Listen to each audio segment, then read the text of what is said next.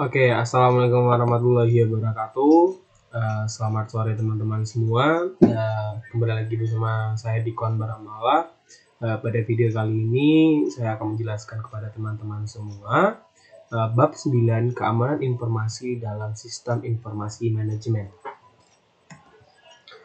Yang pertama ada keamanan sistem. Keamanan sistem adalah perlindungan terhadap peranti keras dan data untuk mengamankan sumber daya informasi. Lalu ada keamanan informasi, yaitu digunakan untuk mendeskripsikan perlindungan baik peralatan komputer maupun non-komputer, fasilitas, data, dan informasi dari penyalahgunaan pihak-pihak yang tidak berwenang. Tujuan keamanan informasi itu ada 3. Yang pertama ada kerahasiaan, yang kedua ada ketersediaan, dan yang ketiga ada integritas. Manajemen keamanan informasi atau Information Security Management adalah aktivitas untuk menjaga agar sumber daya informasi tetap aman. Lalu ada manajemen keberlangsungan bisnis atau Business Continuity Management atau BCM, adalah aktivitas untuk menjaga agar perusahaan dan sumber daya informasinya tetap berfungsi setelah adanya bencana. Nah, ada Direktur Keamanan Informasi Perusahaan atau Corporate Information System Security Officer, yaitu anggota dari unit sistem informasi yang bertanggung jawab atas keamanan sistem informasi perusahaan tersebut. Lalu ada Direktur Assurance Information Informasi Perusahaan, adalah orang yang akan melaporkan kepada CEO dan mengelola unit penjagaan informasi. Nah, manajemen keamanan informasi terdiri atas 4 tahap. Yang pertama ada mengidentifikasi ancaman, yang kedua mendefinisikan resiko, yang ketiga menentukan kebijakan informasi, dan yang keempat itu mengimplementasikan pengendalian untuk mengatasi resiko-resiko tersebut. Nah, di sini kita masuk ke ancaman. Ancaman-ancaman yang terdapat di keamanan informasi, yaitu ada ancaman keamanan informasi itu sendiri, yaitu adalah orang atau organisasi, mekanisme, atau peristiwa yang memiliki potensi untuk membahayakan sumber daya informasi perusahaan. Lalu ada ancaman internal dan eksternal, yaitu ancaman internal mencakup hanya karyawan perusahaan juga, tetapi juga pekerja temporer, konsultan, kontraktor, dan bahkan mitra bisnis perusahaan. Lalu ada tindakan kecelakaan tindakan kecelakaan dan disengaja, yaitu semua ancaman yang merupakan tindakan yang disengaja, beberapa merupakan kecelakaan yang disebabkan oleh seseorang maupun di luar perusahaan. Lalu ada jenis ancaman yang berbahaya bagi peranti lunak.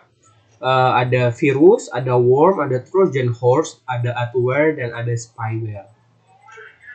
Nah, kita masuk ke resiko, yaitu resiko keamanan informasi, yaitu potensi output yang tidak diharapkan dari pelanggaran keamanan informasi oleh ancaman keamanan informasi. Jenis resiko keamanan informasi ada 4, yaitu pengungkapan informasi yang tidak terotorisasi dan pencurian, lalu penggunaan yang tidak terotorisasi, ada penghancuran yang tidak terotorisasi atau penolakan layanan, dan modifikasi yang tidak terotorisasi. Masuk ke persoalan e-commerce.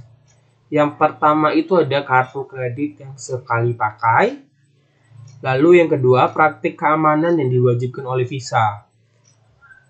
Lalu ada 3 cara mengidentifikasi Visa dalam praktik umum yang diikuti oleh Peritel. Yang pertama ada menyaring karyawan yang memiliki akses terhadap data, tidak meninggalkan data berupa disket, kertas, dan lain-lain atau komputer dalam keadaan yang tidak aman, dan menghancurkan data jika tidak dibutuhkan lagi.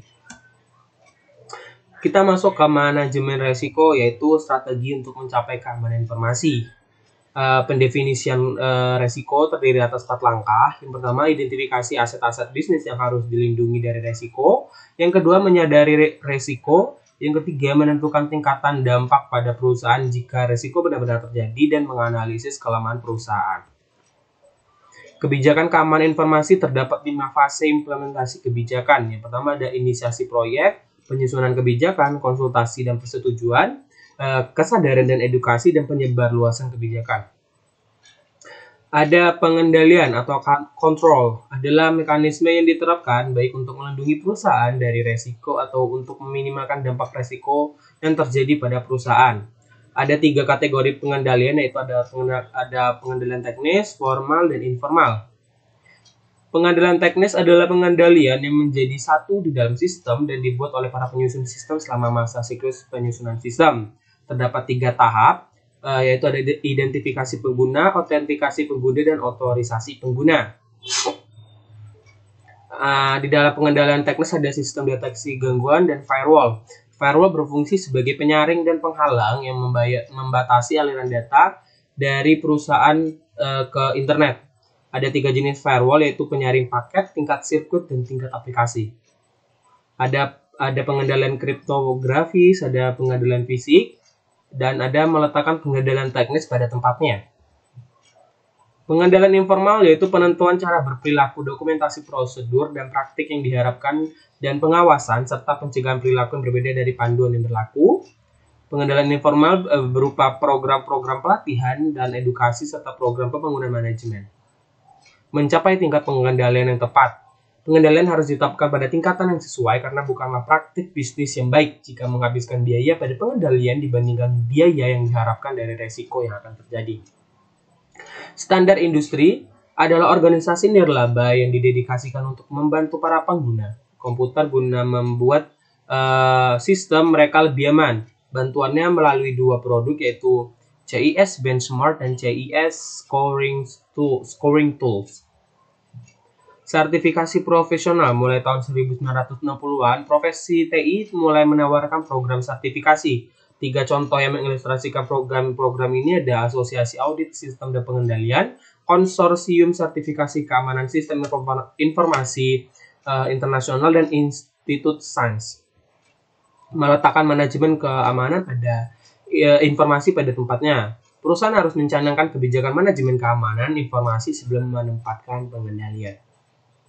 Manajemen keberlangsungan bisnis, yaitu aktivitas yang ditujukan untuk menentukan operasional setelah terjadi gangguan sistem informasi. Ada berupa rencana darurat dan rencana cadangan dan rencana catatan penting. Oke, baik teman-teman semua, untuk materi bab ini cukup sampai di sini. Apabila banyak salah kata, saya mohon maaf. Saya akhiri. Wassalamualaikum warahmatullahi wabarakatuh. Semoga bermanfaat ilmunya. Sampai jumpa di video selanjutnya.